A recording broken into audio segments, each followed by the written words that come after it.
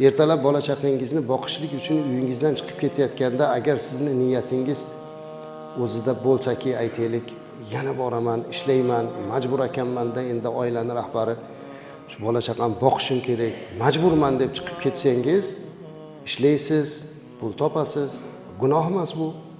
Gunoh emas, pul qildingiz, hammasi joyida. Lekin kelingda shunda niyatni sal o'zgartiraylik-da.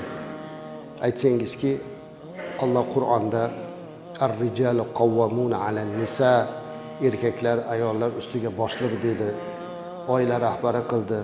Alloh meni oilani rahbaridek mas'uliyat bilan yaratib, oilami ta'minotini mana gardanimga yuklagan ekan. Bugun o'sha vazifamni Alloh uchun bajargani chiqib ketyapman. Alloh menga halol rizq ato qilgin deb chiqib ketsangiz, to borib xizmatingizni qilib, ishingizni qilib kelguncha ham siz ibodatdasiz. Ibodat savobini olasiz. Chunki siz Alloh uchun qilyapsiz buni.